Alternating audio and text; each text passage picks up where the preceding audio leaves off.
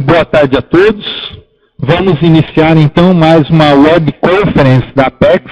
É um evento que acontece todo sábado às 3h30 da tarde. E hoje nós vamos ter o tema Cientificidade na execução da ProExis. Então, primeiro eu agradeço aí a presença de todos. É bastante bom e interessante ter vocês participando desse evento. E como eu falei, é uma ideia de vocês participarem, ou seja, a gente vai fazer aí uma troca de ideias, de preferência até um debate sobre o tema cientificidade na execução da ProExis. E eu gostaria de me apresentar, o meu nome é Cícero Schinemann, eu sou voluntário da Apex, que é a Associação Internacional da Programação Existencial, e já sou professor de Conscienciologia já há bastante tempo e trabalho, gosto, estudo a Conscienciologia desde 93. Com relação a esta web conference, os tópicos principais que a gente programou para falar, mas isso tudo pode variar bastante conforme aí o desencadear das perguntas e tudo mais. Então os tópicos principais vai ser aí vivência do paradigma consciencial, ou seja, como que a gente coloca o paradigma em prática no nosso dia a dia, como que nós assimilamos isso até através das verdades relativas de ponta. Outra ideia que a gente vai trabalhar é o ser pesquisador, ou seja, a pessoa entender a sua condição de ser um pesquisador. A gente vai falar também sobre o LabCon, que é conhecido também como laboratório consciencial. Como que a gente pode explorar mais esse laboratório, tirar mais proveito das nossas experiências, das nossas vivências, fazer com que essas vivências sejam mais ricas, mais produtivas. Então essas são algumas ideias.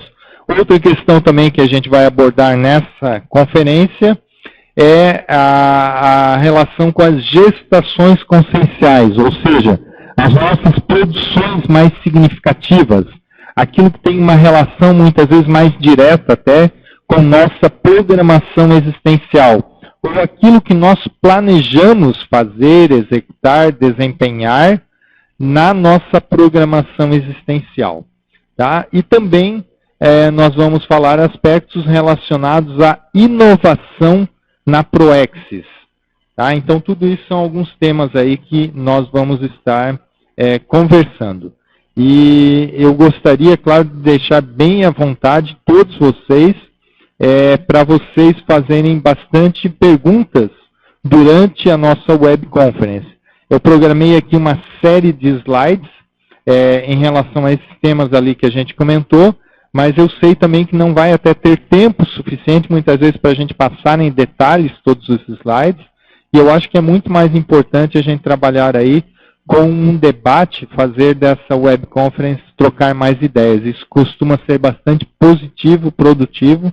Então fiquem bastante à vontade para fazer a qualquer momento perguntas aí através do chat, que é esse espaço que vocês têm para trocar ideias, mais à esquerda, embaixo do vídeo de vocês. É só escrever uma mensagem, uma pergunta, e a gente vai estar respondendo aqui. Então a gente vê aí, tem pessoas, inclusive de outros países participando, a gente vê a Dilma, a Fernanda, a Mônica, então sejam todos bem-vindos aí também na web conference. Com relação ao tema desta web conference e a minha relação com o tema, talvez um dos motivos que eu escolhi esse tema de cientificidade na execução da ProExis, é o fato, muitas vezes, a minha relação, por exemplo, com voluntariado. Desde a fundação da Apex, ou antes até mesmo da fundação da Apex, eu já venho voluntariando na Apex no setor técnico-científico. Ou seja, eu já tenho uma relação com esse tema, é uma área que eu gosto bastante. Eu também sou voluntário no editorial da revista Consciência. Isso também já há 5 anos de voluntariado nessa área. Eu acho bastante positivo. E é um ambiente onde muitas vezes a gente tem bastante debate e bastante interação sobre o tema da cientificidade. Então, meio que junta aí a própria Apex falando de programação existencial, a minha condição de voluntariado e também uma condição, na faculdade eu cheguei a ser professor também de disciplina de metodologia científica. Então tudo isso aí eu acho que ajuda, contribui para eu ter uma certa afinidade com o tema.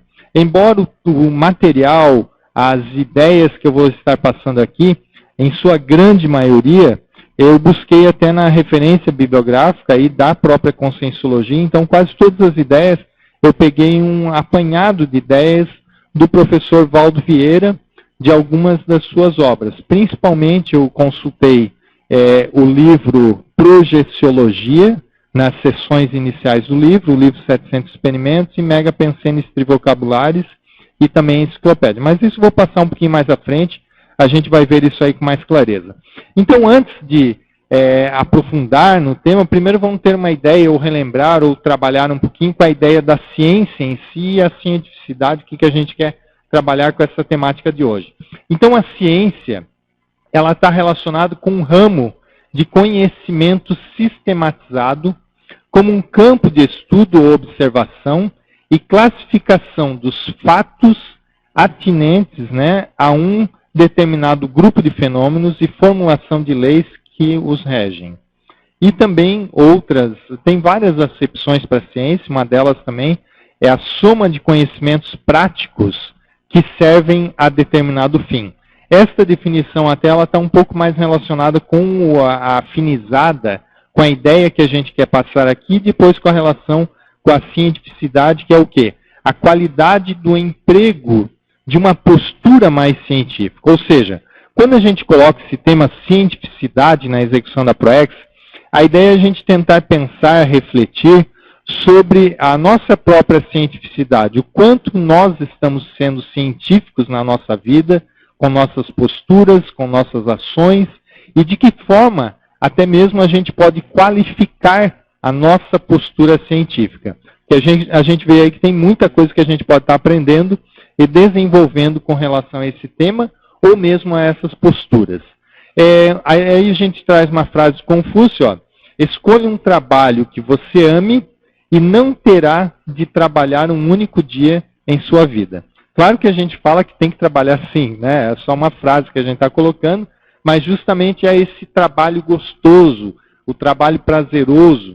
E é isso que a gente quer colocar também, não só em relação àquilo que a gente está fazendo, mas a nossa vivência como um todo. A gente trabalhar, de alguma forma, a gente conseguir a condição de nós estarmos de bem-estar, né, com a nossa vida, com a nossa própria relação, e estar numa condição de bem-estar o tempo todo. Isso é uma condição mais positiva, mais saudável.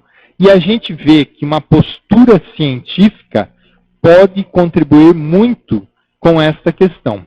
Tá? E aí a gente vai discorrer um pouco como que isso acontece, por que isso acontece, e que é todo um conjunto de variáveis. Agora, deixando bem claro, a gente vai trabalhar aqui com a visão da cientificidade sobre o paradigma consciencial. Então é um pouco difícil, às vezes a gente vai fazer até um contraponto com, às vezes, o que se pensa de forma muito geral sobre ciência. Nem toda ciência ela vai levar aí um bem-estar da pessoa, uma melhor condição em si para a pessoa. Porque a gente vê que a ciência, por si só, ela tem suas limitações também. E é isso que a gente quer extrapolar, muitas vezes, aí o paradigma consciencial. É uma forma da gente expandir a nossa visão de mundo e a nossa visão sobre nós mesmos. Então a gente vai falar um pouco sobre esse paradigma consciencial, a vivência do paradigma consciencial, embasando, fundamentando e dando mais valor, muitas vezes, à nossa própria qualificação da nossa vida científica. Então, pelo paradigma consciencial, o principal instrumento utilizado pelo pesquisador é a sua própria consciência. Ou seja, a própria pessoa, ela mesma é o principal recurso. Ou seja, o que nós temos de mais importante para estudar, para pesquisar, é justamente aí a nós mesmos, as nossas experiências, as nossas vivências. E outro ponto importante também para a gente destacar, faz parte do próprio paradigma consciencial, é a vontade, ou a força íntima suprema da consciência é a impulsão da vontade. Tá? Então essas são duas premissas, aí a gente vai colocar uma série de outras relacionadas a isso. Em praticamente todas as atividades da conscienciologia, a gente coloca essa informação do princípio da descrença, ou seja, não acredita em nada, nem mesmo do que a gente falar, ou debater, ou trocar ideias aqui nesta web conference. Experimente, tenha suas vivências pessoais. Isso também é o paradigma consciencial. Mas de que forma que a gente quer trabalhar com esse paradigma? De uma maneira mais científica. Ou seja, esse paradigma, ele diz, essa frase, o princípio da descrença, diz justamente para nós termos uma postura mais científica. Então, é experimentar o tempo todo, com tudo, em todas as situações, e valorizar, então, as nossas vivências. Essa é uma ideia básica aí desse processo. Outra questão relacionada ao paradigma consciencial é o autoenfrentamento e também em relação aí com a hiperacuidade. Então, por exemplo, nem toda descoberta traz tranquilidade. Muitas das descobertas que nós vamos fazer, elas mexem com a nossa intraconsciencialidade. Então, se nós temos uma postura científica, nós temos que estar abertos para essa realidade. Entender que a gente está num processo de modificação, de mudança, de melhoria, e que nós podemos tirar proveito disso aí à medida que nós formos entendendo mais das coisas, agregando mais conhecimentos e mais vivências, principalmente. E aí um ponto também interessante é a questão da hiperacuidade. A hiperacuidade está relacionada a gente ter uma lucidez maior ao tudo que está acontecendo. Então, por exemplo, tem relação até com o nosso nível de recuperação de cons, ou ao nosso nível de recuperação de informações que nós trazemos de nós mesmos, ou seja, da nossa bagagem existencial ao longo dos tempos, mas também a hiperacuidade tem uma certa relação com nós estarmos atentos a tudo, estarmos observando tudo, estarmos curiosos por descobrir novas questões. Tá? Então, por exemplo, a própria imagem que a gente está trazendo aí nessa web conference, ela tem relação com também esse processo da hiperacuidade, com essa vontade científica de buscar novas informações. Tá claro isso, pessoal? Se vocês tiverem algo para contribuir, também vocês podem contribuir aí a qualquer momento.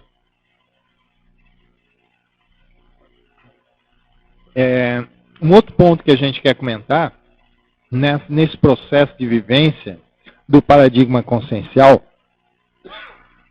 é que nem toda a descoberta traz tranquilidade. Então, isso eu já comentei, só um pouquinho. Não tinha passado aqui o slide. Está aqui. Então, agora a gente vai passar características do paradigma consciencial. Então, uma das características, ele é um paradigma que trabalha, dá muito valor para auto e para heteroconsciencialidade. Ou seja, as pessoas têm muito mais valor do que as coisas. Tá? Um outro processo também, a evolução, autoevolução consciencial. O paradigma consciencial objetiva, busca, tem como meta a autoevolução.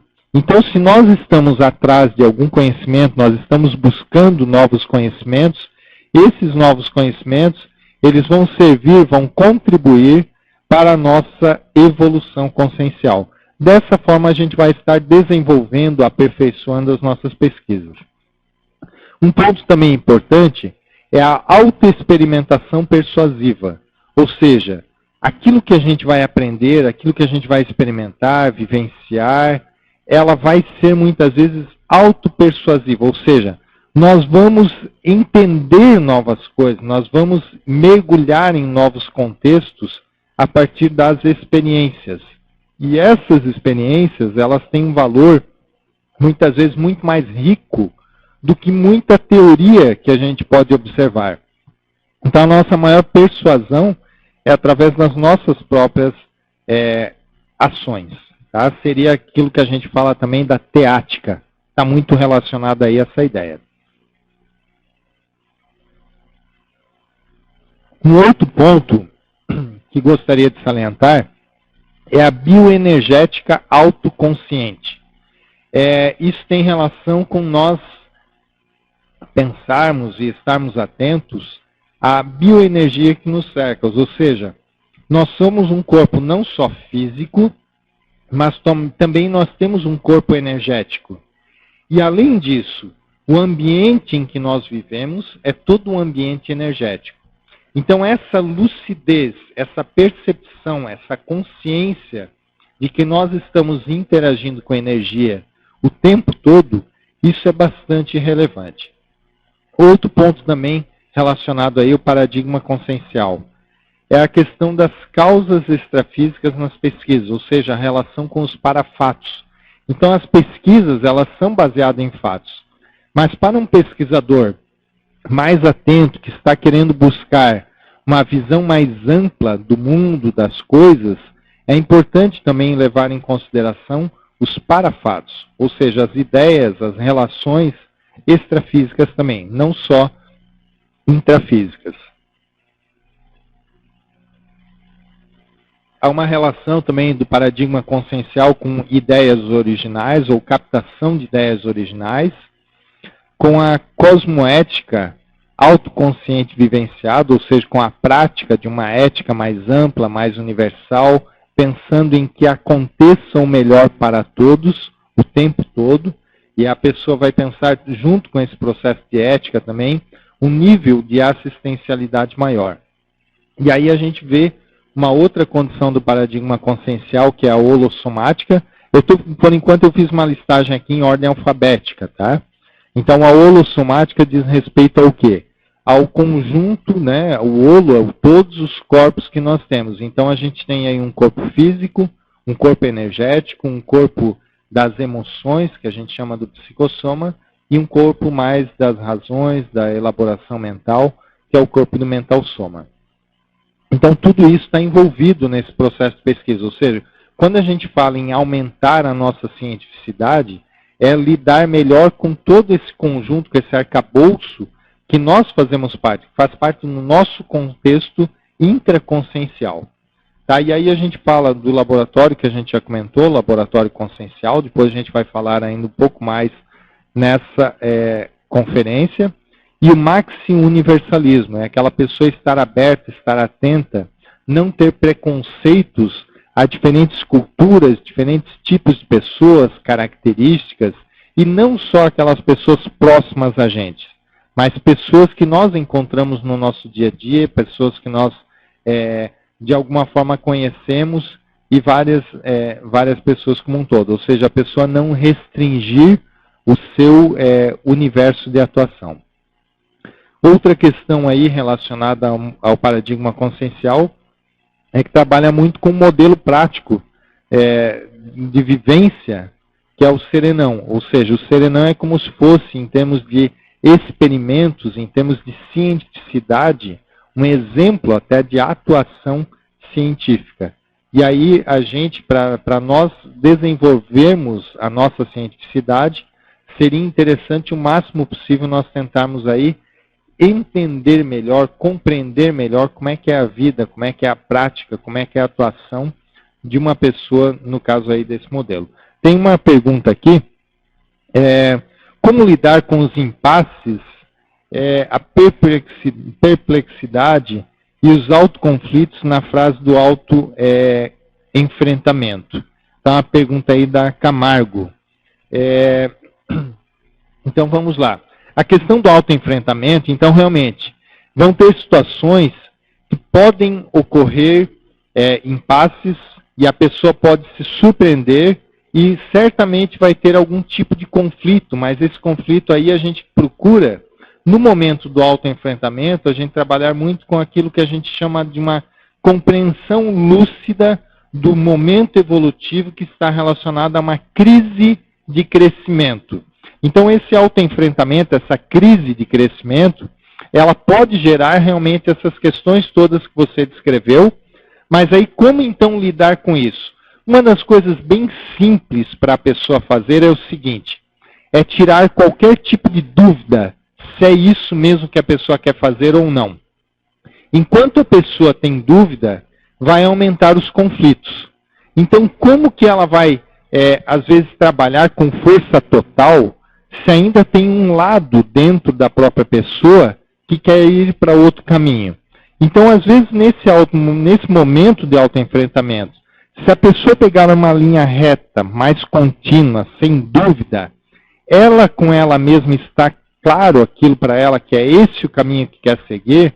E como que ela vai atingir isso aí? Muitas vezes colocando no papel mesmo, lista os 2 lados, os 3 lados que tiverem de possibilidades, e veja numa relação de pontos positivos e negativos de cada situação, aquele ponto que vai parecer realmente mais interessante. E a hora que toma uma decisão, banca a decisão. A pessoa não vai ficar tendo muitas dúvidas, se remoendo com essas ideias, ou se questionando muito sobre outra situação que ela sabe no íntimo dela que aquilo está ultrapassado para a própria realidade dela. Então é aquilo que a gente fala da vivência da Verpon, que é um tema que a gente vai ver um pouquinho à frente já, é justamente essa questão da vivência da Verpon que você adiantou aí na sua questão. Então, quando a pessoa passa a vivenciar realidades que para ela é mais avançada, muitas vezes pode ter esse tipo de situação aí que você descreveu, e muitas vezes isso está relacionado ainda a um certo apego, a alguma zona de conforto dentro da própria estabilidade intraconsciencial. Mas essa estabilidade intraconsciencial, ela é relativa, porque se a pessoa não muda, às vezes a condição dela vai até piorar. Então, o fato de tomar uma decisão e ter certeza disso, bancar isso, ajuda não só a pessoa se fixar na ideia, colocar realmente todas as suas energias a favor dessa mudança, dessa renovação, e isso também, somente esse posicionamento contribui muito para afastar uma série de assediadores ou consciências que querem atrapalhar esse processo de mudança. Não sei se ficou claro, mas qualquer coisa a gente vai trocando mais ideias também sobre esse assunto, tá ok?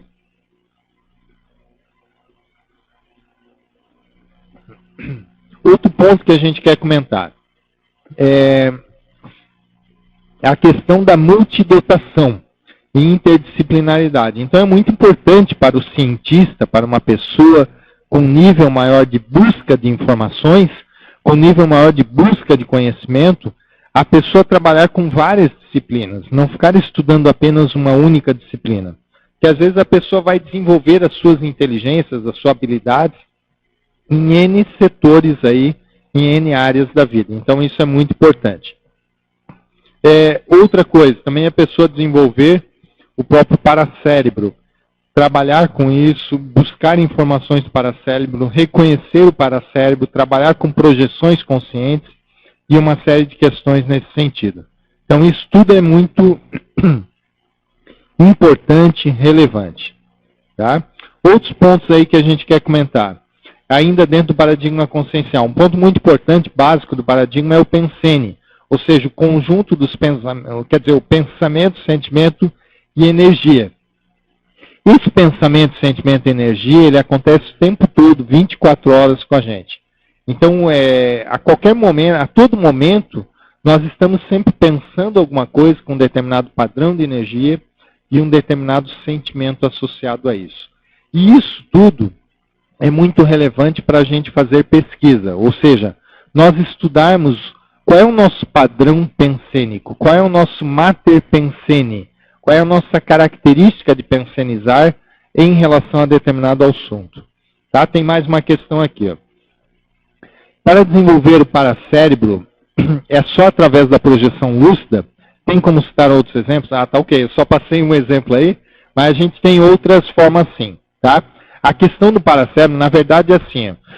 Quando nós estamos pensando aqui no intrafísico, nós estamos também utilizando os recursos do paracérebro. Então, nós estamos não somente pensando fisicamente, mas nós já estamos ativando o paracérebro. Mas quando a gente fala ali mais em desenvolvimento para cérebro, muitas vezes a gente está aí associando essa ideia a também recuperação de cons, ou seja, recuperação daquele nível evolutivo que muitas vezes nós temos antes de ressomar, antes de vir para essa vida intrafísica. Ou seja, quando nós chegamos nessa vida intrafísica, muitas vezes em função do corpo físico, do próprio cérebro físico, nós limitamos a nossa atuação. Por quê? Porque para a gente pensar com o corpo físico, nós precisamos o quê? Precisamos de questões químicas envolvidas, ou seja, precisa aí uma conexão sináptica, que é um processo químico, que é um processo aí, então, bastante biológico. E do ponto de vista de avanço da consciência, isto é até um limite de manifestação da consciência. Então, como que a gente pode expandir essa manifestação do paracérebro, mesmo nós estando aqui intrafisicamente? Um dos pontos também bastante chave, além da projeção, é a soltura, a desenvoltura maior com as energias. A partir do momento que a pessoa tem, por exemplo, na sua região da cabeça, tudo isso aí bem desbloqueado, livre, fluindo com naturalidade, tudo isso aí vai facilitar muito a pessoa pensar mais com o paracérebro e não somente com o cérebro físico ou com os limites do cérebro físico. Aí que a gente chama um pouco daquelas extrapolações. Um outro ponto também, já pensando em extrapolação, é a pessoa fazer mais assistência. Quando nós fazemos muitas vezes mais assistência, nós temos aí o que a gente fala do amparo de função. E muitas vezes essa conexão com uma pessoa que está no intrafísico, bem afinizada com algumas ideias, isso contribui para que a gente expanda a nossa forma de pensar, mesmo estando aqui no intrafísico. Então, assim, eu acho que aí vale bastante a prática do EV, do estado vibracional, o desbloqueio dos chakras, trabalhar bastante com aquele ciclo fronto chakra, corono chakra. Eu não sei se você conhece esse trabalho, se não conhecer, pergunta, a gente pode estar esclarecendo aqui. Fazer bastante exercício de exteriorização, absorção pelos chakras da região da cabeça, principalmente aí o chakra frontal e o chakra do corono chakra. E isso tudo ajuda bastante, então, ao fortalecimento, uma aproximação maior, mesmo estando na vida intrafísica, com o paracérebro. Tá? Não sei se foi claro aí a resposta. Qualquer questão aí, você pode trocar mais ideias, a gente pode esclarecer mais nesse sentido. Outro ponto que a gente quer colocar... tá ok. Outro ponto que a gente quer colocar aqui, com relação à pesquisa dentro de um processo de paradigma consciencial, é que as pesquisas são mais diretas e também participativas, ou seja, o próprio pesquisador ele influencia muito a pesquisa, ele é o objeto da pesquisa. Então isso muda tudo muitas vezes na forma de conceber, de elaborar e de vivenciar uma vida mais científica. Também a gente tem aí a valorização do parapsiquismo útil, tem a ver até com a resposta que eu acabei de passar para a Vera agora, ou essas questões todas, estar mais atento, valorizando aí uma série de possibilidades que a gente tem. Outros pontos aí que a gente quer comentar. O teste do espírito científico, isso está um pouco colocado, o professor Valdo coloca no livro 700 Experimentos da Conscienciologia, uma série de testes. Essa questão do espírito científico é uma delas. Então é importante a pessoa pensar, refletir sobre o próprio discernimento, sobre a própria disciplina, ou seja, uma pessoa mais científica, ela costuma ser uma pessoa mais disciplinada em termos de auto-organização, de priorização, de saber trabalhar em equipe e de buscar incrementar, melhorar e ter autolucidez. Outro ponto relevante também, para a pessoa testar aí o seu nível de cientificidade, a própria cultura, acumulação de conhecimentos, biblioteca pessoal fecunda, ou seja, não é só ter a biblioteca pessoal, mas é principalmente saber o que você está fazendo com a sua biblioteca em termos de resultados práticos na vida. Também a relação da própria vida familiar, estabelecer um domicílio estável, equilibrado, uma pessoa que seja confiável e uma série de outras questões. Tudo isso está muito relacionado aí a uma qualificação da vida científica. E aí a gente tem algumas opções relacionadas, então, ainda ao paradigma consciencial, que a gente até já falou do abertismo consciencial. É importante a pessoa estar atenta a novas ideias, atenta às renovações pessoais. O animismo ativo, o animismo aqui está relacionado em a pessoa comandar os seus próprios fenômenos. A pessoa que é pela vontade da própria pessoa que isso vai seguir, vai caminhar. Outra questão, o atacadismo consciencial, a priorização, então, de trabalhar com o maior número de pessoas possível. Isso contribui bastante. A autenticidade plena, ou seja, quanto mais autênticos, essa autenticidade é principalmente, em primeiro lugar, com a própria pessoa. Ou seja, a partir do momento que eu busco uma nova realidade, uma nova informação, essa informação vai mexer comigo. Como que eu vou ser autêntico com essa nova realidade? É essa postura que ela é uma postura científica. E não só a ciência de buscar, de reconhecer uma informação como conhecimento, mas principalmente como transformar esse conhecimento em uma nova realidade no meu dia a dia, nas minhas vivências. Esses são pontos aí que a gente quer colocar. O autoconhecimento, então, cada vez nós nos conhecemos melhor. Quais são os pontos que a gente tem mais facilidade, quais são as nossas potencialidades, o que a gente pode desempenhar com maior número de, com maior qualificação. Autodeterminação, a importância da pessoa aí ter uma vida mais determinada, uma vida ela, ou seja, quem faz a vida é a própria pessoa, né? Não é a pessoa não está ao léu, ela não está deixando a vida me levar, né, naquela ideia. Não, a própria pessoa faz a vida, ela constrói o seu futuro. Essa que é a ideia aí que a gente quer colocar da autodeterminação. E também a autovivência lúcida, da pessoa estar o maior número possível do tempo, maior parte possível do tempo, lúcida para todas as coisas que estão ocorrendo. Que mais? Gestações conscienciais. Então a pessoa trabalhar aí com produzir esclarecimentos que sejam importantes para a vida de um grande número de pessoas, ter uma interdependência, uma interassistência, trabalhar com essas questões, trabalhar com a mental somática, ou seja, desenvolver aí o seu corpo mental, o seu corpo mais relacionado a um nível maior de lucidez, de raciocínio, de lógica, de elaboração de ideias e por aí vai. Trabalhar com a projeção lúcida, com a projetabilidade lúcida, desenvolver a tarefa do esclarecimento e pensar em verdades relativas de ponta, que a gente vai ver logo a seguir. Um pouco a seguir. Antes a gente vai passar alguns megapensenes trivocabulários. Esses megapensenes estão no livro do professor Valdo, no manual dos megapensenes trivocabulários. Então a gente vai colocar aí, sabedoria significa vivência. Tem mais uma pergunta aqui, deixa eu já passar. Da Camargo.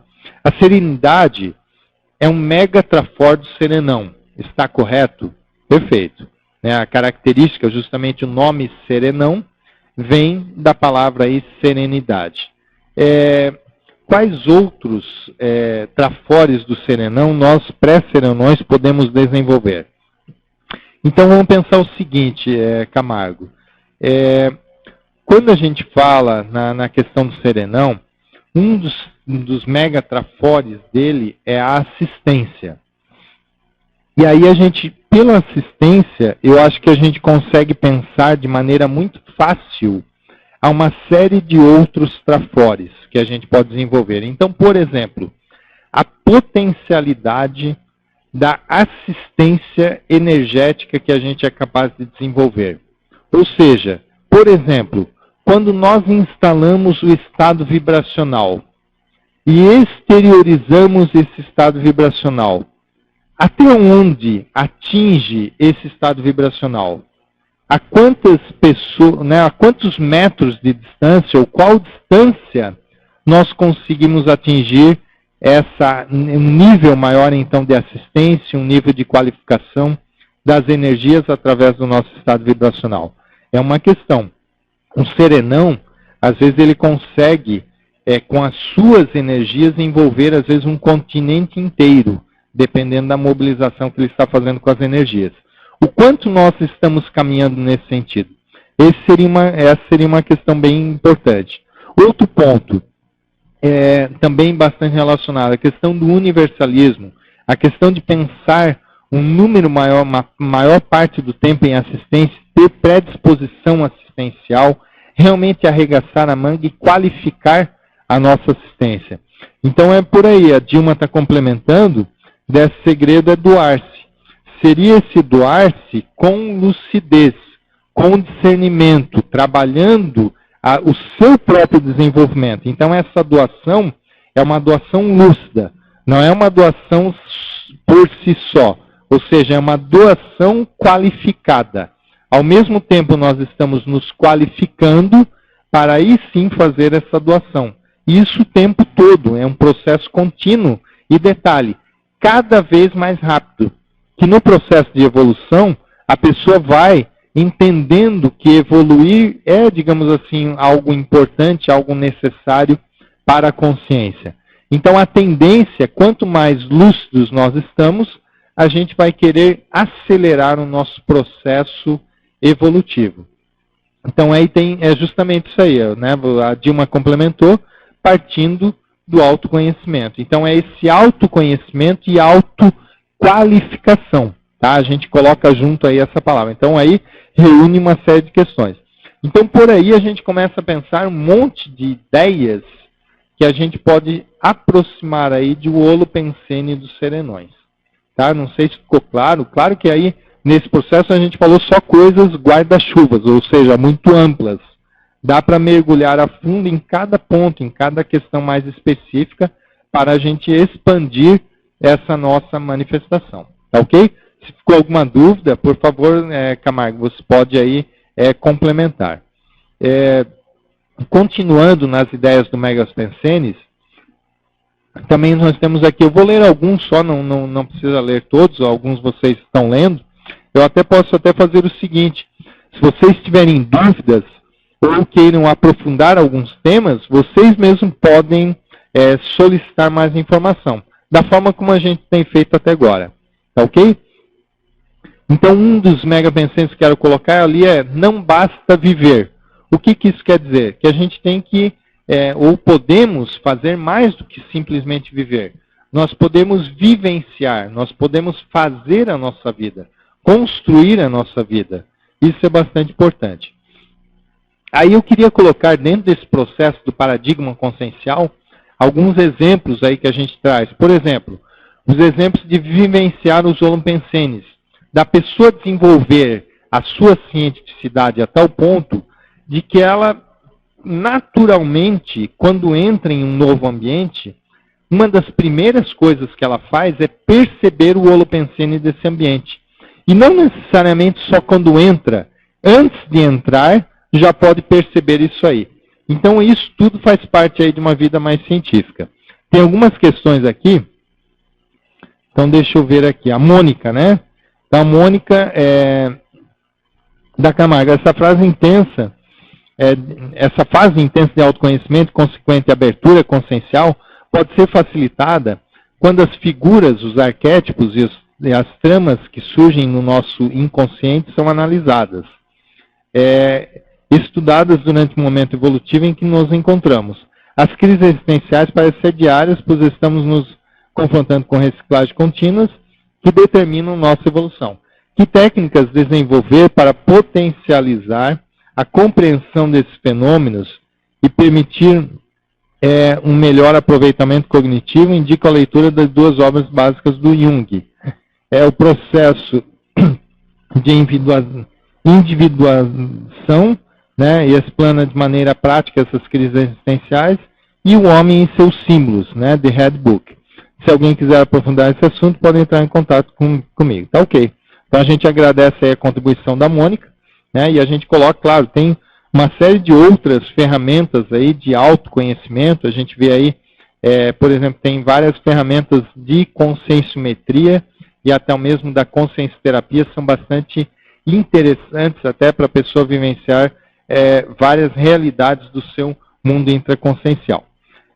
Com relação ainda a exemplos, é bastante interessante, então, no universo de cientificidade, o desenvolvimento, por exemplo, do estado vibracional, da pessoa aperfeiçoar o seu estado vibracional, da pessoa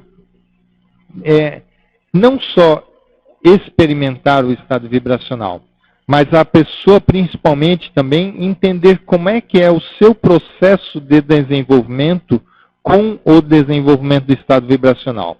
Porque a gente sabe, muitas vezes as pessoas têm uma dificuldade maior para dominar o estado vibracional, porque elas ainda não estão no nível de maturidade que aguentariam ou suportariam um nível de estabilidade maior em relação às suas energias.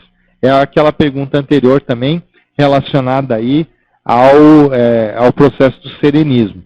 Muitos de nós ainda estamos num processo evolutivo e aí requer o tal do autoenfrentamento lá que a gente estava colocando. E aí a gente passou alguma bibliografia dos pontos que a gente comentou. Esses livros eu já tinha comentado antes. E agora a gente vai falar um pouco da assimilação das Verpons. Ou seja, a Verpon, ou verdade relativa de ponta, é a conformidade entre o Neopensene e a expressão do Neopensene. Ou seja, a forma e o objeto, né, a expressão e o objeto do Neopensene, o conteúdo. Ou a própria realidade, que é o fato, ou a para-realidade, que é o para-fato. Isso tudo sendo novo, existindo de forma nova para a própria pessoa, para a própria consciência. E isso tudo vai dar para a pessoa, a partir do momento que ela começa a vivenciar, perceber, vai dar uma autoconvicção de que isso é fato, isso é realidade, que novas realidades existem. Então essa vivência, a assimilação de Verpons, ela é muito importante. Que na maioria das vezes a gente começa a vislumbrar ou perceber algumas ideias, mas nem sempre aquilo nós assimilamos no nosso dia a dia. Nós passamos a vivenciar essa ideia. Por exemplo, como agora mesmo foi colocada a questão do serenão, muitas vezes a gente até consegue entender o serenão em alguns aspectos, mas vivenciar isso aí o tempo todo, a gente não consegue. E é isso que a gente quer aprofundar, continuar a caminhar. Então, a fatologia relacionada a Verpon. A Verpon tem a ver, então, com a primeira informação, tem a ver com renovação pessoal, com curiosidade científica, com descoberta, com neoconhecimento, exploração do desconhecido, extrapolacionismos, ou seja, a pessoa caminhar nesse sentido. Ali a Dilma fez uma colocação da dissolução do ego. Eu só não sei bem qual seria o ponto ali que você estava comentando, Dilma, mas eu acho que é algo, você só está complementando uma ideia que a gente comentou, né? Ou seja, nesse processo, eu entendo que é nesse processo evolutivo. Se for isso mesmo, né, se puder dar um ok, ou se não, pode esclarecer aí a sua dúvida. Ah, tá ok. Muito obrigado, então, a gente agradece aí a contribuição, tá? Então, aí, complementando essas ideias ainda da Verpon, ó, a verdade relativa de ponta, de qualquer natureza em geral, chega gerando impacto, inclusive sobre o próprio propositor, homem ou mulher, em todo lugar, socin ou momento evolutivo. E aí isso a gente tirou de um verbete na enciclopédia que tem uma questionologia também. Quais Verpons da conscienciologia causaram impacto em você? Isso é cientificidade. Essa questionologia, a gente levantar quais foram as Verpons que causaram impacto. A gente ter uma relação dessas Verpons, isso é algo científico. E aí qual a razão? Qual a natureza? Quais as consequências proveitosas refletiram na nossa programação existencial? Então são todos pontos aí a serem analisados. O que mais? Ainda sobre a simulação das VERPONs. Por exemplo, aqui são alguns exemplos, tá? Então, de que forma que nós assimilamos a ideia da segunda dessoma? Ou seja, como que nós vivenciamos hoje, na nossa vida aqui, o processo da existência ou da possibilidade de segunda dessoma? Essa ideia, ela flui naturalmente para a gente? Ou seja, de alguma forma a gente conseguiria desconectar a nossa realidade de hoje para amanhã de forma quase que instantânea, e isso passando a viver aí extrafisicamente numa realidade completamente diferente da nossa vida hoje em dia aqui? Isso é a segunda dessoma. Tá? De que forma que nós lidamos com isso? Outra coisa, como nós lidamos com as centrais extrafísicas de energia? Por exemplo, a central extrafísica das energias, as centrais extrafísicas, né? Da energia, da verdade, da fraternidade. Outras questões aí, a cosmovisão, cosmoconsciência, a docência. A docência é uma VERPON para a gente? De que forma que ela é uma VERPON? Ela é uma VERPON já realizada ou ela é simplesmente só uma VERPON idealizada? Qual movimento nós estamos fazendo a favor da docência? Esses são pontos aí importantes para refletir.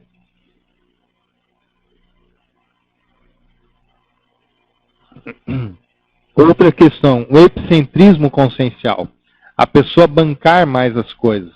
A pessoa ser o centro de onde acontece uma série de processos assistenciais. Como que nós podemos fazer isso?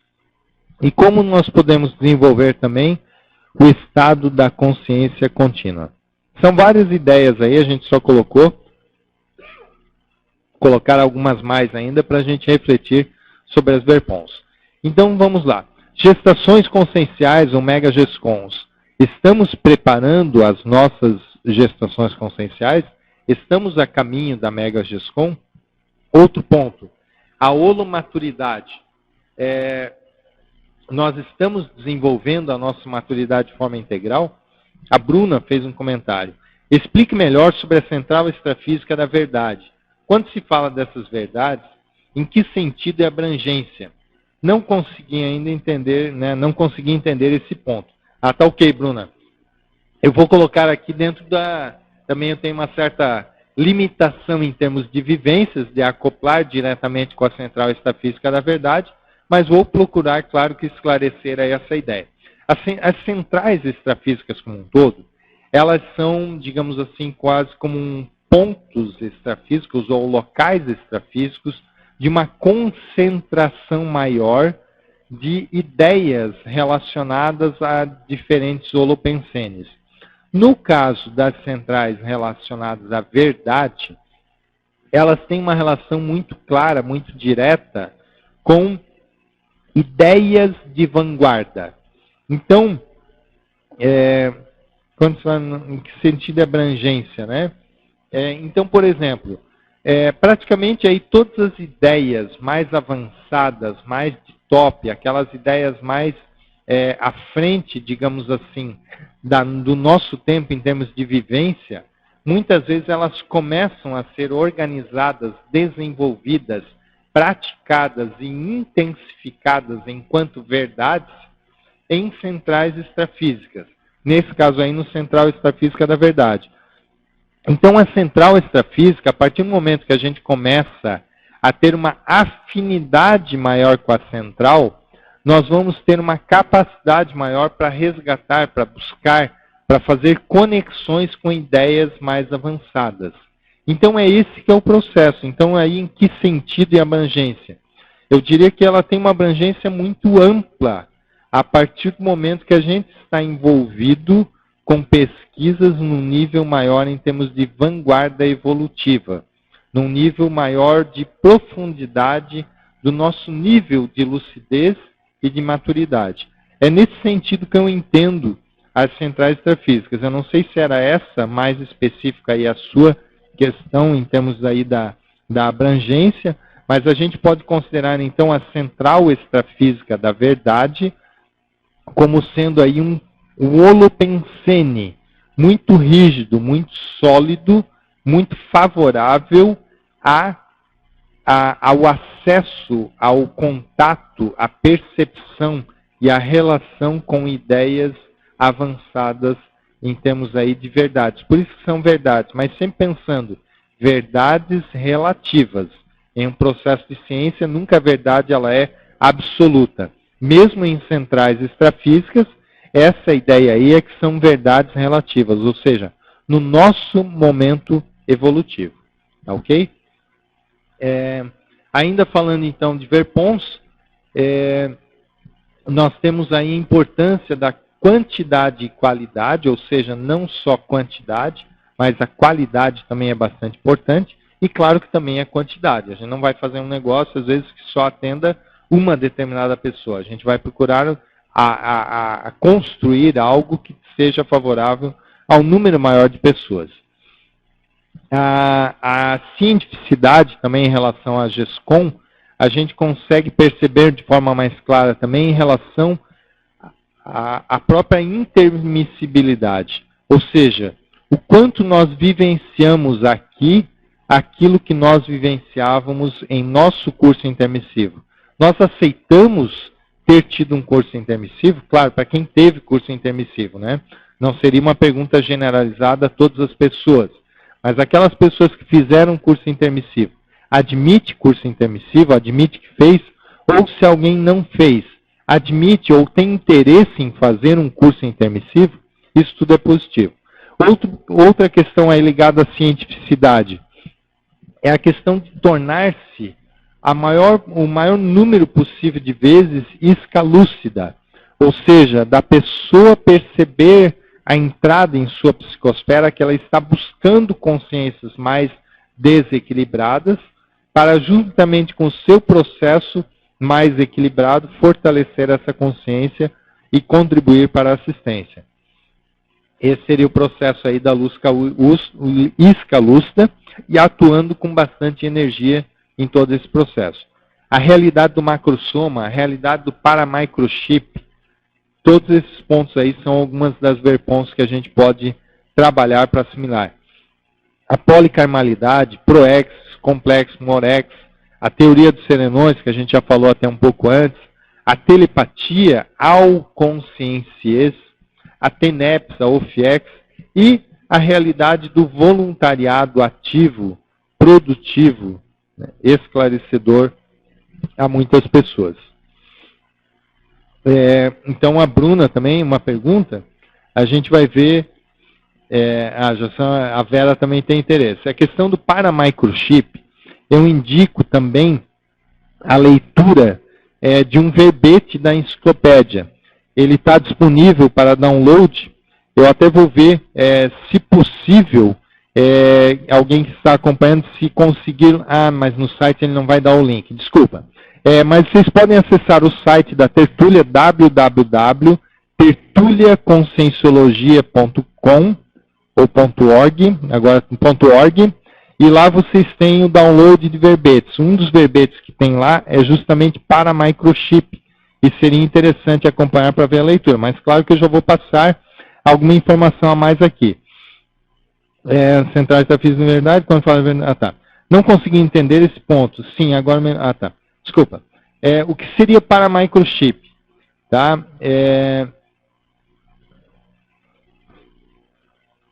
Tá, depois já vou falar do EV mais também, tá? Agora que estou vendo aqui as perguntas. Então, para microchip é o seguinte. Todos sabem o que é um chip de computador. Um chip de computador é uma pecinha eletrônica, é chamado muitas vezes chip, porque ele é mais minúsculo. Muitas vezes é trabalhado até com nanotecnologia para desenvolver esses chips. Ou seja, é um componente minúsculo, mas que tem um número de funções, um número de potencialidade em termos de funções que pode desempenhar muito grande. E mais ou menos o para, quando a gente usa o prefixo para, ele quer dizer além de, ou seja, nesse caso, além do corpo físico, ou além de um equipamento físico. Então, para microchip é algo que pode ser colocado, adaptado na pessoa, para que ela passe a ter como se fosse um mini aparelho extrafísico embutido dentro da sua própria, do seu próprio paracorpo, tá? Ou do próprio psicossoma, mas coexistindo com esse veículo de manifestação que é o soma e tendo até características que eles vão influenciar no próprio soma. Ou seja, ele é um aparelho extrafísico colocado no próprio soma da pessoa, mas isso ele tem uma característica extrafísica, mas trabalha em conjunto com o próprio soma. Para quê? Ele pode ter múltiplas funções, dependendo da pessoa. Mas então esse paramicrochip é como se a pessoa tivesse ela fosse aditivada, ela tivesse algo a mais. Vocês sabem o Cyborg, aquela série que existia, que passava um tempo atrás, lá o homem de 6 milhões de dólares, que ele era todo robô, todo modificado. Nesse caso ali é já aparelhos em que foram embutidos nele, mas não é bem esse caso. Esse paramicrochip é como se fosse uma minúscula pecinha extrafísica adaptada ao corpo de uma determinada pessoa para ter um rendimento maior, uma potencialidade maior. Então tem algumas pessoas que já identificaram essa realidade na sua própria, no seu próprio corpo, na sua própria constituição. Então isso que vem a ser o paramicrochip. Tá ok? Deixa eu ver só uma outra pergunta. O Lucas fez também uma pergunta aí sobre o EV, sobre a prática do EV. Deixa eu só ver aqui, eu acho que eu até pulei essa pergunta. Ah, está aqui, ó. Tá. A prática da área do EV leva a fenômenos parapsíquicos, tais como clareaudiência, clarividência clarividência dos assediadores, está correto? Sim. Como proceder nesse experimento de EV diário e para fatos? Então tá. Então a prática do EV, ele realmente desenvolve fenômenos parapsíquicos com um nível maior de lucidez. Um dos pontos principais do EV é que a pessoa tem um domínio maior de si mesma.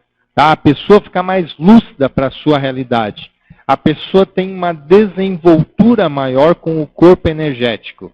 Porque quando nós estamos instalando o EV, ou nós estamos com o estado vibracional instalado, é como se nós estivéssemos com o nosso energossoma, ou o nosso corpo energético todo ativado ao máximo dentro da nossa potencialidade. Então isso faz com que nós tenhamos uma maior desenvoltura com esse corpo energético.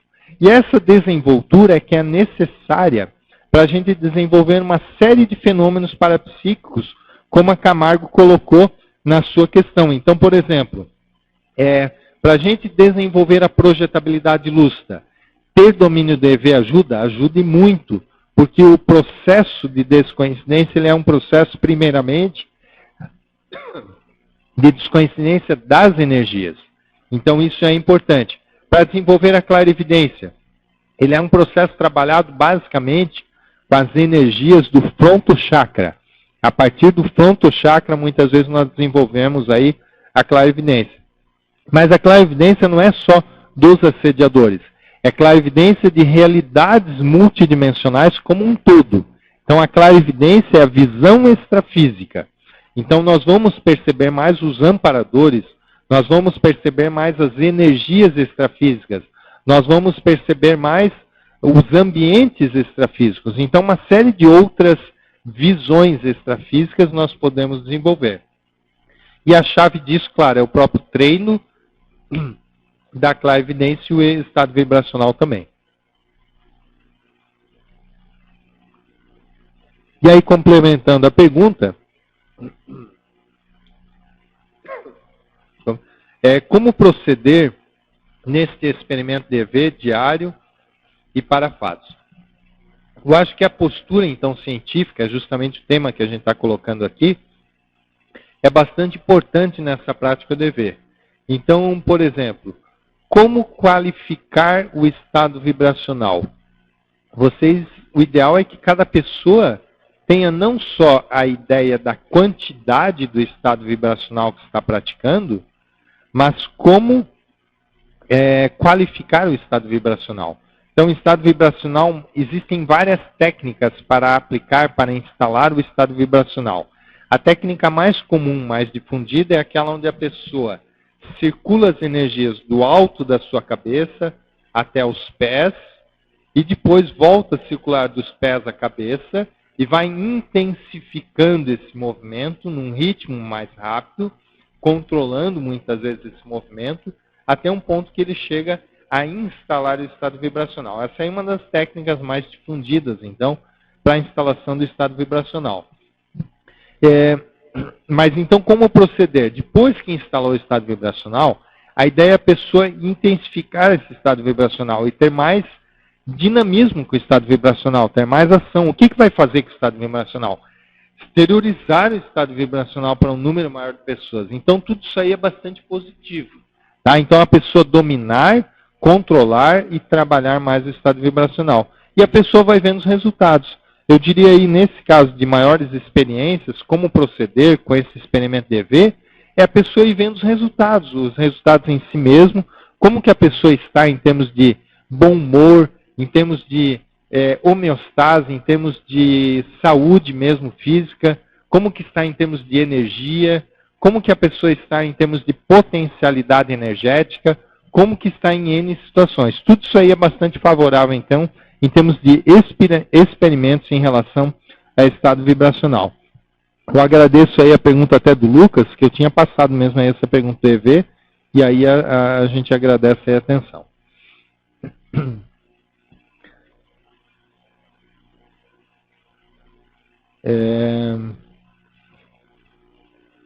Estou vendo aqui as outras perguntas. Como identifica se a pessoa é portadora de um paramicrochip?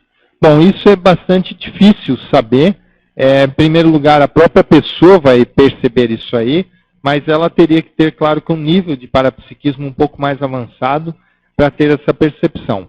Eu não teria essa resposta clara para você não, Lúcia, mas é algo que justamente a pessoa, com o seu próprio estudo, autoestudo e inclusive aí a própria, o próprio parapsiquismo junto desse estudo, ela vai ter umas ferramentas maiores então para identificar que ela tem não só elementos genéticos atuando, mas também questões aí de tecnologia extrafísica acoplada a ela. Tá ok? Então isso é uma pergunta realmente não é tão simples aí para responder. A segunda de soma seria que o portador de um paramicrochip tem necessariamente um parapsiquismo desenvolvido?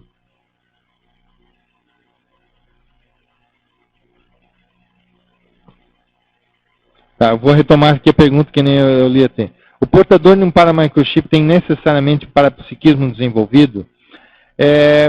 Eu diria que não necessariamente, vai depender do paramicrochip. Então pode ter uma pessoa que tem um paramicrochip para uma determinada função. E essa função não necessariamente, ou a área de atuação, o potencial dessa consciência, não necessariamente é parapsiquismo. Às vezes o potencial, o trafor, o que a pessoa tem de melhor habilidade é em outra área. Então a pessoa pode não ter um parapsiquismo desenvolvido.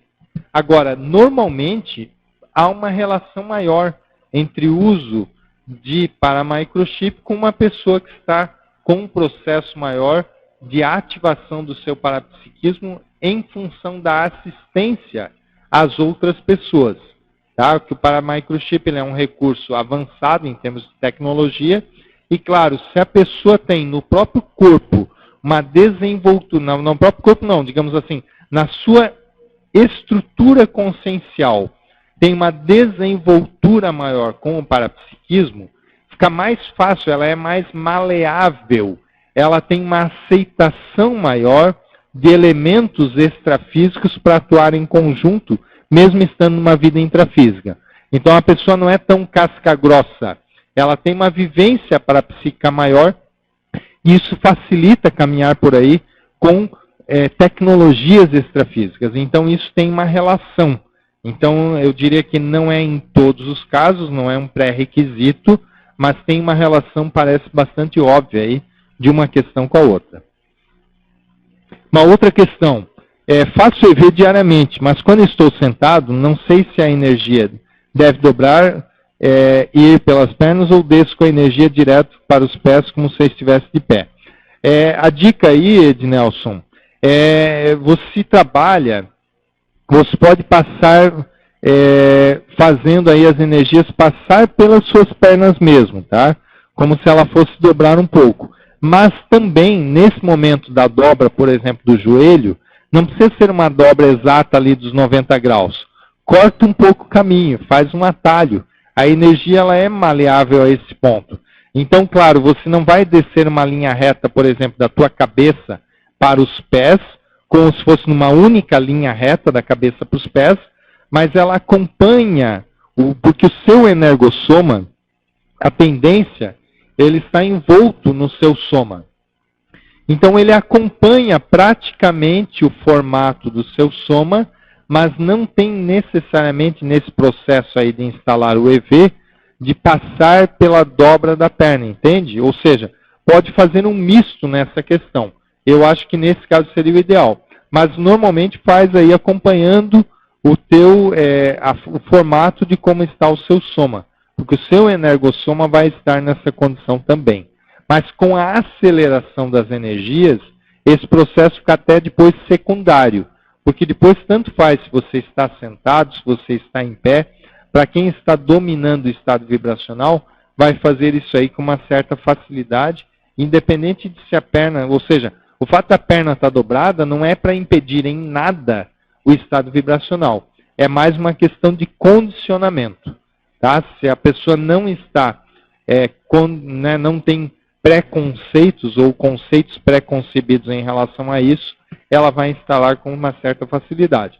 Embora, claro, se a pessoa está numa condição mais favorável, por exemplo, em pé, numa condição onde ela tenha uma certa segurança em termos de equilíbrio, isso pode até favorecer o desempenho, o treino do próprio estado vibracional. Tá? Não sei se ficou claro aí, depois qualquer coisa se complementa também, tá, Ednelson? Tá ok. Então aqui a gente tem um outro slide, a relação das verpons com pedidos, eu coloquei aí a ideia, ou seja, a pessoa que assimila determinadas verpons, ideias mais avançadas, por exemplo, da conscienciologia, ela não pede mais para si. Ela não está mais pensando na sua mais... É aquilo que antes até foi colocado lá, da pessoa não ter mais o seu ego, né? Ela deixa um pouco de pensar para si, ela quer mais pensar nos outros, nas outras pessoas. Qualificando a si mesma, claro. Então, o efeito da Verpom, ele tem uma relação direta com a autovivência, com a própria evolução. Tá? Isso tem uma relação forte, então, com as vivências da Verpom. A rendição da Verpom, tudo isso aqui são verbetes, tá? Que estão na enciclopédia da Conscienciologia.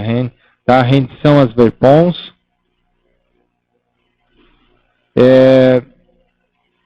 Que mais? Ainda megapensenes relacionados às Verpons. Então, amemos a verdade amadurece, sejamos a verdade, ou seja, bastante relacionado aí à verdade. Tudo relacionado aí à própria central extrafísica da verdade, que a gente estava até falando antes. A gente pode fazer relações. Eu vou passar um pouco mais aqui dessa ideia. Se ficar em dúvida ou alguma questão específica de um tema, vocês podem perguntar. A gente expande mais a essas ideias. Eu vou passar para um outro tema, que eu acho bastante relevante aqui. Como eu falei no início da palestra, a gente não vai passar por todos os slides.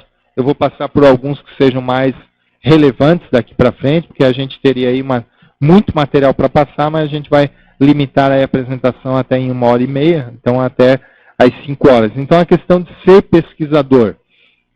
É importante aí dessa postura de que o quanto mais a pessoa tem uma vivência na condição de pesquisador, ela vai estar mais apta a evoluir num ritmo maior, e não só isso, ela vai estar mais apta a fazer assistência para as outras pessoas com um nível maior de qualificação.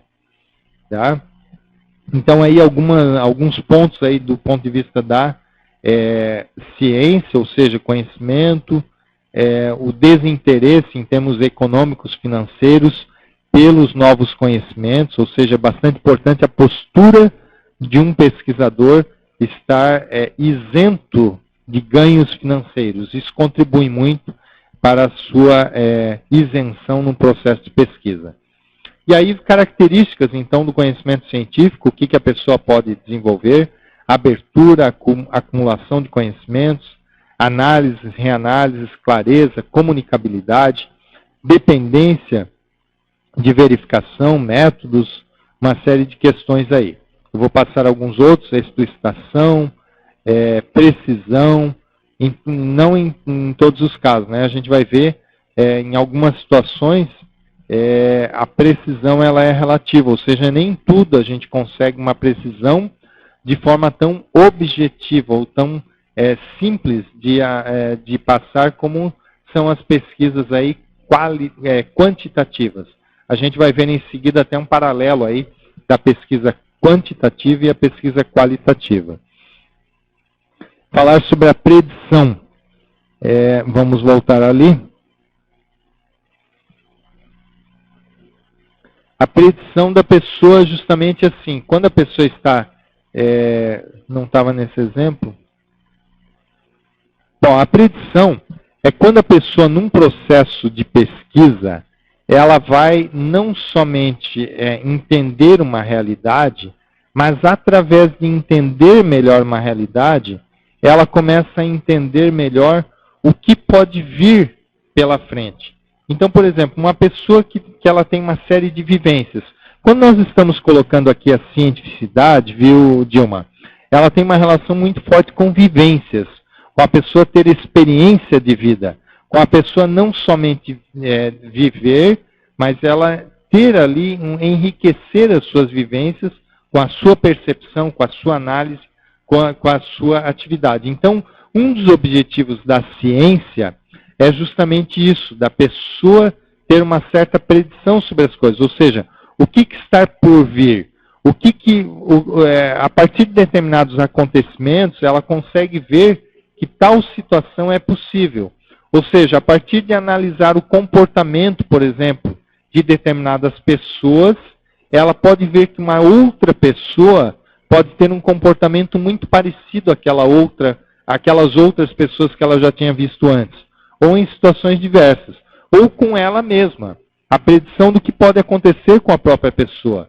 Então, por exemplo, qual é o momento que a pessoa poderia ter uma certa crise? Ou qual é o momento que a pessoa vai ter ali um momento de extrapolação em termos do seu conhecimento? Então, por exemplo, a predição, a gente pode ter, por exemplo, não sei se já ouviu falar aqueles termos de aura projetiva, ou de aura, a nossa aura está indicando alguma coisa. Então, por exemplo, às vezes a nossa aura, ou as nossas percepções energéticas, elas indicam que algo de muito positivo vai acontecer.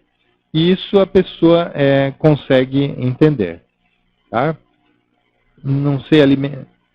então está claro. Então a gente vai continuar um pouco aqui. Eu não sei bem até em quais slides... a predição justamente estava aqui. Eu voltei um pouco, mas justamente estava nesse slide aqui. Tá? Então, vários pontos aí. Um ponto que eu queria destacar aqui nesse slide é a questão da utilidade. A ciência, ou a nossa ciência, ela precisa ser prática. Quanto mais nós tivermos uma aplicação, uma praticidade, ela vai contribuir. Claro que a tecnologia existe, no nosso caso aí, uma paratecnologia. Quanto mais a gente estiver envolvido, pode contribuir. Mas a gente não precisa ficar limitado a pesquisa convencional, porque aí justamente o parapsiquismo ele é um método que contribui muito, ele é decisivo então nas nossas descobertas, no nosso processo de evolução. Outra questão, aí a gente passa algumas características da tecnologia em si, aí meio que um contraponto com a conscienciologia, e depois a gente vai ver algumas outras questões fazendo esse contraponto.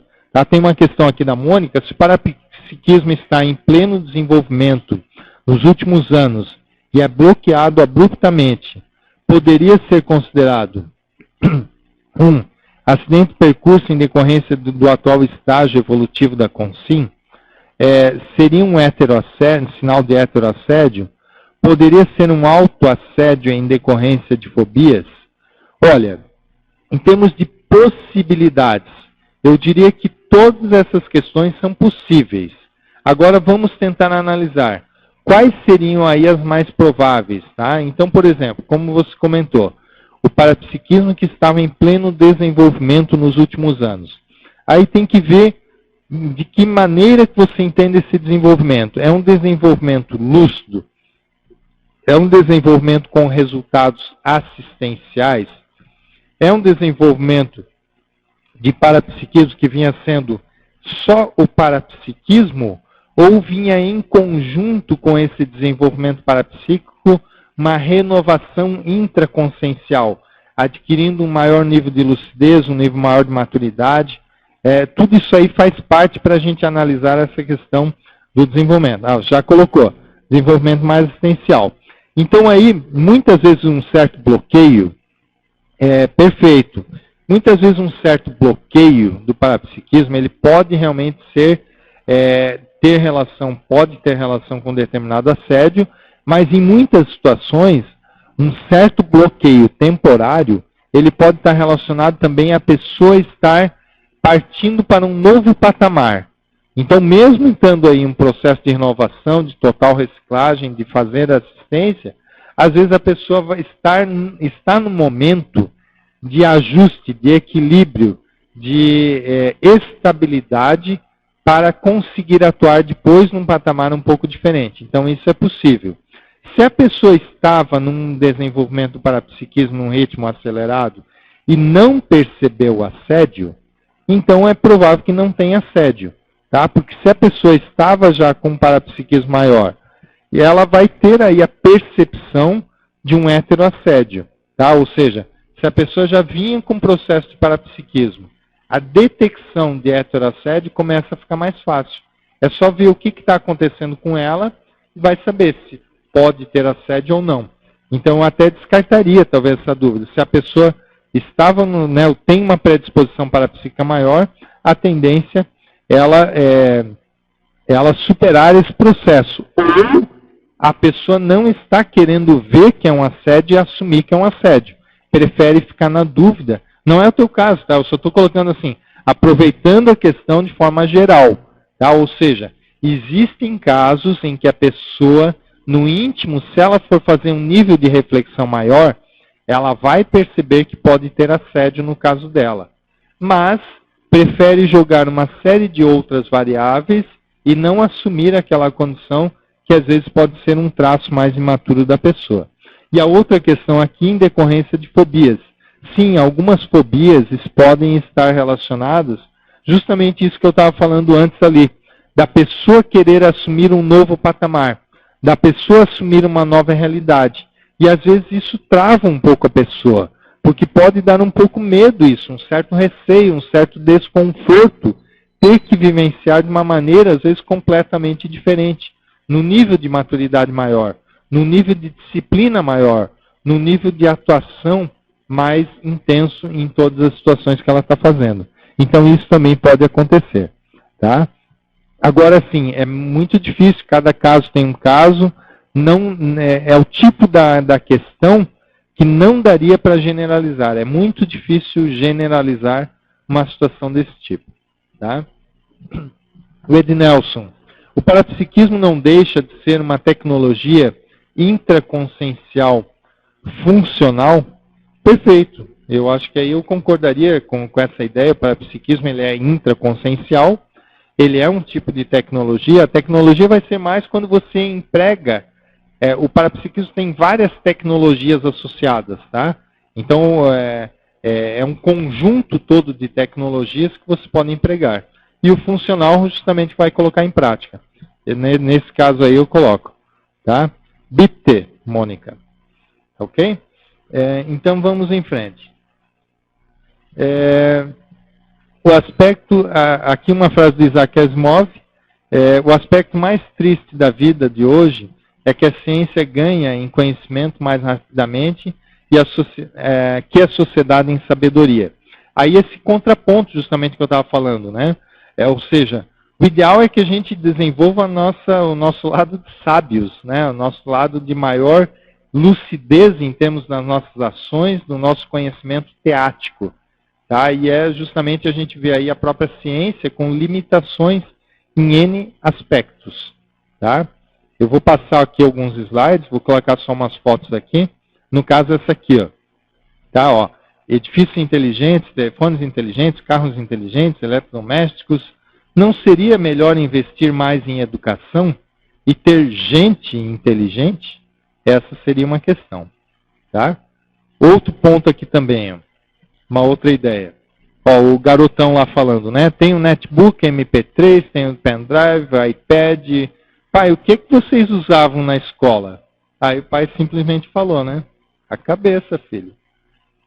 Então aí, isso aí a gente faz um pouco o contraponto, que a pesquisa, ela é muito, hoje em dia, o lado da física, o lado da pesquisa quantitativa, ela é muito valorizada.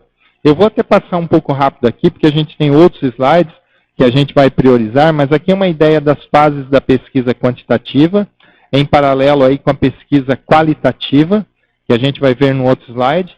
Então, a pesquisa qualitativa, ela costuma ter mais recursos. Aqui ficou pequeno até, eu teria até que estar lendo para vocês, mas depois eu passo a referência bibliográfica aí do livro. Ele está escrito até numa das transparências. Eu só vou pular um pouco aqui, mas o que a gente quer colocar? Que a própria ciência hoje, ela já admite muito da forma como a gente trabalha com a conscienciologia em N aspectos. Por exemplo, a questão da pessoa ter uma participação direta na pesquisa. Isso é bastante falado quando se analisa em pesquisas qualitativas. Desculpa. O grande problema, muitas vezes, da ciência convencional é que a pesquisa ela ficou muito centrada tão somente na pesquisa quantitativa. E, às vezes, a pessoa traduz como sinônimo de ciência, sinônimo de pesquisa, a pesquisa quantitativa. Eu fiquei até mesmo um pouco assustado quando eu olhei no dicionário para preparar essa mesma conferência, quando eu coloquei lá no início da conferência definições de ciência. A maioria das definições ou acepções da palavra ciência não dava para usar nesse contexto aqui do que a gente queria trazer para essa web conference, que elas estariam totalmente fora ou muito limitando a ideia da pesquisa em si. A pesquisa é muito mais ampla do que até os próprios dicionários trazem ou traduzem a informação do que seria a ciência. Então aí, isso queiram ou não, a nossa sociedade está envolta nesse processo. A gente tem uma série de características da ciência muito ainda quantitativa, quando a gente poderia desenvolver o nosso lado científico mais qualitativo. Isso seria bastante, então, relevante. Tá? Então está passando ali um pouquinho os slides, ainda a continuação desses quadros. Eu não vou entrar em detalhes aqui, que a gente está já mais aproximando ao final aqui da questão, vou passar algumas outras ideias. Mas se alguém tiver dúvida ou alguma questão, vocês podem trazer. Então, dentro do lado do ser pesquisador, aí a questão dos fatos, contra fatos não há argumento. Um pesquisador, então, de maior nível, né, ele equivale a outros pesquisadores de segundo nível. Então, a gente aí pode ver em qual é o ponto que a gente quer participar, qual é o nosso nível de doação até nesse processo maior de pesquisa. Tá? Então, é importante aí a curiosidade, a valorização, a polivalência no processo de pesquisa e a postura, então, mais generalista, a pessoa que tem uma especialização, mas uma visão mais geral. E aqui a gente vê uma série de posturas do cientista. A gente vai ver aí 25 posturas, mas tem a questão do próprio bem-estar, que a gente falou antes, da depuração, de ter dúvidas o tempo todo, né, do acerto, de buscar um acerto. Poder falar mais um pouco da antientropia. Sim, a questão da antientropia, deixa eu voltar ali.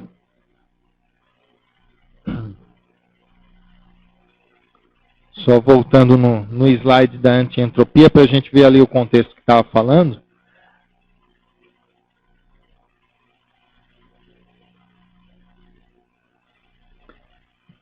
A questão principal é assim, a pessoa buscar uma harmonia maior, tá?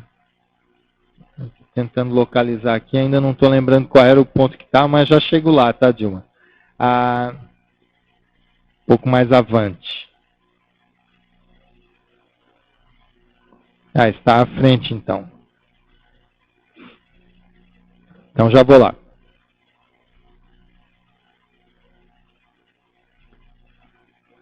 Bom, enquanto está correndo ali, vou trabalhando com a ideia, mas a questão da antientropia é o seguinte. O cientista, ele tem, ou o pesquisador em si, ele vai ter... obrigado, então. Ele vai ter uma relação maior com organizar as coisas, com um nível maior de organização, e isso tem uma relação... obrigado, está aqui. Ó. Então, de ter as coisas mais organizadas, mais aptas a ter um rendimento maior. Então, a antientropia, quando a gente fala aí em conhecendo as energias, a antientropia no processo da pesquisa, em primeiro lugar, ela começa com o quê? Com a higienização do ambiente.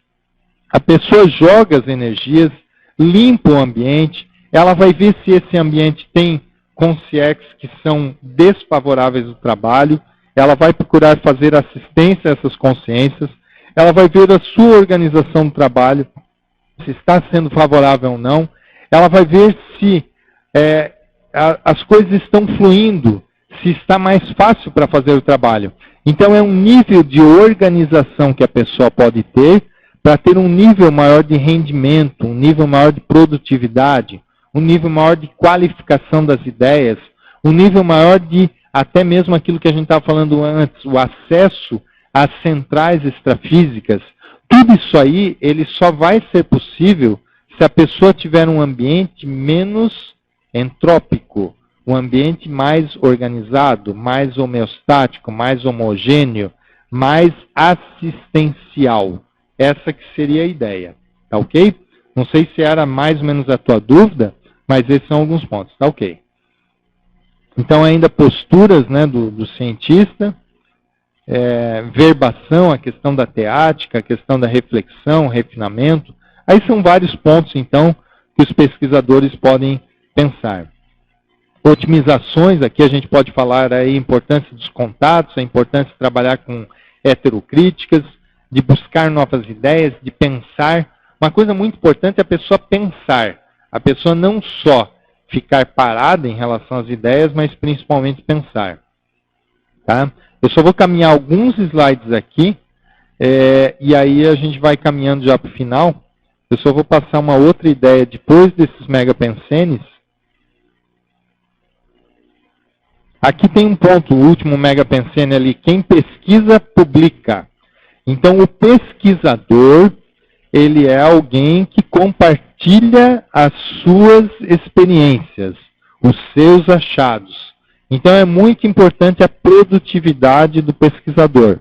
E não aquele pesquisador que é pesquisador, que faz a pesquisa, mas, digamos assim, entre aspas, ele pouco produz em termos de resultados mais amplos que atinjam um número maior de pessoas.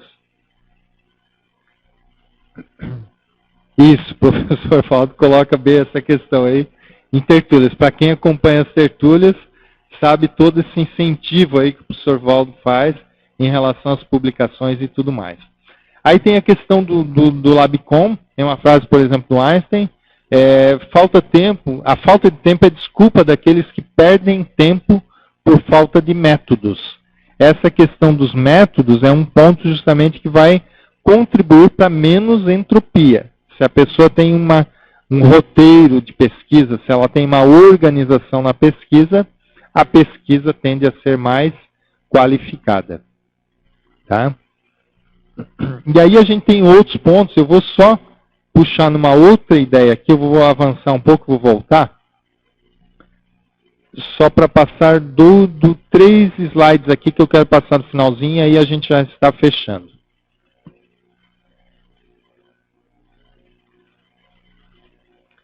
Eu quero falar dessa ideia da inovação na Proexis, tá? E aí a gente conclui, então, a apresentação. A inovação na ProEx justamente é aqui, ó. As programações existenciais, elas são únicas, personalíssimas. Então fica o questionamento, como é possível, como seria possível ser um completista em uma ProExis personalíssima sem inovar? Então a minha resposta seria que não. Ou seja, não é possível uma pessoa que tem uma ProExis bastante exclusiva, bastante personalíssima, se ela não buscar novidades para ela mesma em termos de comportamento, em termos de novas maneiras de fazer aquilo que ela pretende fazer, dificilmente, né, ou ela não seria completista. Que justamente a ProEx vai exigir da pessoa algo novo, colocar em prática, trazer ao mundo questões que ela tem capacidade para fazer, para desenvolver. Então, quanto mais nós estivermos afinizados com esse holopensene de pesquisa, de cientificidade, e colocarmos isso no nosso dia a dia, até certo ponto nós estamos facilitando o nosso desempenho na ProEx. Tá? Então a inovação, a inovação na ProExis é um processo estratégico de renovação contínua da própria consciencialidade e de criação de novos empreendimentos evolutivos e gestações conscienciais. Então, essa é uma definição que eu adaptei de outras definições e trouxe aí para esse nosso contexto. Eu queria só colocar, antes da gente fechar, vou passar aí a divulgação de 2 cursos. Um é o curso Balanço Existencial. Ele é um curso que ocorre, ele é um curso da Apex, ocorre sempre no período do Carnaval. Então, no próximo sábado, vai estar iniciando esse curso aqui em Foz do Iguaçu. Ele é um curso de 4 dias de duração, programação bastante intensa, vão ter aí uma série de atividades que visam a pessoa fazer uma retrospectiva de todo o seu processo da sua vida, como o nome me diz, fazer um balanço consciencial e com esse curso também a pessoa vai ter uma temática relacionada a grupo karmalogia, então as relações com outras pessoas. E esse curso, então, para quem quiser mais informações, pode entrar em contato com o CAEC, com a recepção do CAEC, no telefone DDD 45 3525 2652. E um outro curso que eu gostaria de comentar com vocês é o curso de ensino à distância, EAD, feito pela Apex. É um dos cursos de ensino à distância, que é o curso Introdução à Programação Existencial. Então, nesse curso, são passados aí os fundamentos, os conceitos, as ideias sobre programação existencial. Então, esse curso ele tem aulas expositivas, através de videoconferências, que nem essa aqui, tem alguns vídeos gravados, tem conhecimentos aí, acompanhamento de leitura, tem uma série de debates, tem toda uma metodologia para ser trabalhada em relação a estudos de ensino à distância. Então, quem tiver interesse, também pode entrar em contato com a Apex, ou também pelo próprio telefone do CAEC, ou encaminhar um e-mail para ead@apexinternacional.org. E aí a gente pode passar mais informações. Então, fica a dica. Quem tiver aí oportunidade pode estar interagindo com a gente agradece aí a participação de todos. A Camargo aí está colocando grata pela assistência, esclarecimentos lúcidos, a gente que agradece aí a participação de todos, um abraço a todos também. A Mônica, né, ótimas explanações, obrigado, e até breve final de semana a todos. Muito obrigado, Mônica. Até a Mônica participando da Alemanha aí nessa web conference. Obrigado, muito esclarecedora a conferência. A Bruna, da Camargo, também agradeceu até as próprias colocações que a Mônica fez lá sobre as dicas do Jung e tudo mais. Laura também agradece, a gente agradece a participação da Rose Claire, da Dilma, da Lúcia. Se possível, orientar quais cursos feitos inicialmente a quem acabou de conhecer a Conscienciologia.